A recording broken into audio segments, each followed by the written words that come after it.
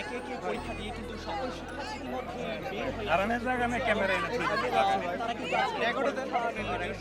দেশজুড়ে শুরু হয়েছে এসএসসি ও সমমানের পরীক্ষা। কঠোর নিরাপত্তা আর নকলমুক্ত পরিবেশে প্রথম দিনের পরীক্ষা অনুষ্ঠিত হয়েছে শান্তিপূর্ণভাবে।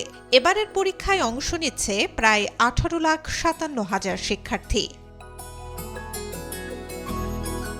বাংলা প্রথম পত্রের মাধ্যমে শুরু হলো এবারের এসএসসি ও সমমানের পরীক্ষা। দেশের 11টি শিক্ষা বোর্ডের অধীনে 3,885টি কেন্দ্রে একযোগে পরীক্ষা অনুষ্ঠিত হচ্ছে। প্রশ্নের ধরন যেটা ছিল আমরা যদি খুবই সহজ ছিল, আজকের প্রশ্ন স্ট্যান্ডার্ড মেনটেন হয়েছে।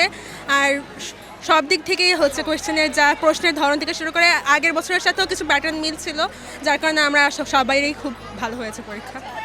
না, নকল কোনো ধরা পড়েনি। গার্ডও একদম ভালো ছিল, মোটামুটি ভালোই ছিল, স্ট্যান্ডার্ড গার্ড যেমন দেয় ওরকমই। কারণ তার কারণে কেউ আজকে সবাই যেহেতু প্রশ্নটাও ভালো ছিল তেমন কেউ দেখা দেখি করতেও চায় না, যার কারণে গার্ডও আজকে অনেক ইজি ছিল। স্ট্যান্ডার্ড হয়েছে কোশ্চেন, এমসিকিউ সিকিউ দুটাই স্ট্যান্ডার্ড করা হয়েছে। না, এরকম কিছু হয়নি। গার্ডে ওখানে প্রবেশপত্রে ঢোকার সময় গার্ডরা আমাদেরকে চেক করেছে। পরীক্ষার হলে সুষ্ঠুভাবে এক্সাম হয়েছে। শিক্ষা মন্ত্রণালয়ের তথ্য অনুযায়ী এবার পরীক্ষায় অংশ নিচ্ছে মোট 18,57,344 জন শিক্ষার্থী।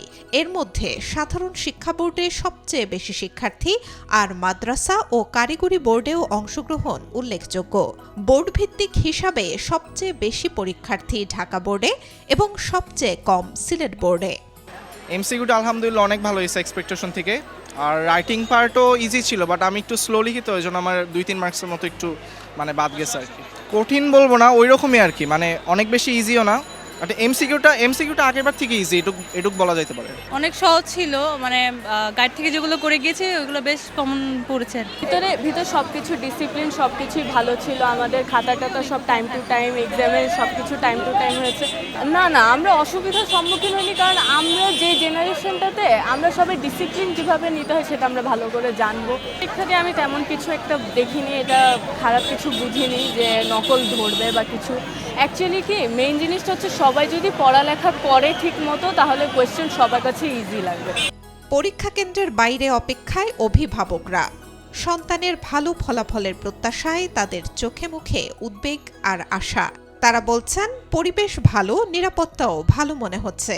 বাচ্চারা ভালো পরীক্ষা দেবে বলে আশা করছেন তারা। আছে, নিরাপত্তাও খুব ভালো। শৃঙ্খলা তো এই যে দেখছেন গরমে আসলে এত গার্ডিয়ান, বসার ব্যবস্থা তেমন একটা নেই এখানে। পানির ব্যবস্থা, বসার ব্যবস্থা করতে পারলে বেশি খুব ভালো হতো। সার্বিক পরিস্থিতি এখন প্রচণ্ড রকম গরম, আবার এরকম জ্যামের কারণে বাচ্চারাও নার্ভাস, আমাদের কাছে একটু খারাপ লাগতেছে। যে আলহামদুলিল্লাহ ভালো, কালকে সারা রাত ধরে পড়াশোনা করছে, 3টার দিকে আর কি ঘুমাইছে।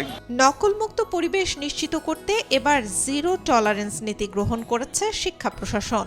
সব কেন্দ্র সিসিটিভির আওতায় আনা হয়েছে এবং প্রশ্ন ফাঁস রোধে গোয়েন্দা নজরদারিও জোরদার করা হয়েছে।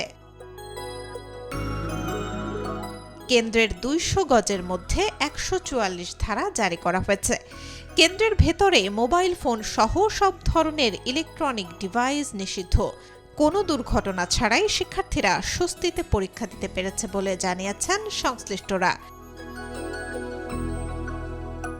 তবে পরীক্ষা চলাকালে শিক্ষামন্ত্রীর সম্ভাব্য সারপ্রাইজ ভিজিট নিয়েও রয়েছে আলোচনা সমালোচনা। একই সঙ্গে পরীক্ষার্থীদের জন্য ভীতিমুক্ত ও সহায়ক পরিবেশ নিশ্চিত করতে কাজ করছে সরকার। রুটিন অনুযায়ী লিখিত পরীক্ষা চলবে আগামী 20 মে পর্যন্ত। এরপর শুরু হবে ব্যবহারিক পরীক্ষা। কঠোর নিরাপত্তা আর নতুন কারিকুলামের চ্যালেঞ্জ নিয়ে আলোচনা সমালোচনাও রয়েছে। সবার প্রত্যাশা সুষ্ঠু ও সফলভাবে শেষ হবে এই গুরুত্বপূর্ণ মূল্যায়ন। Sultana Sharma, B news 24, Dhaka.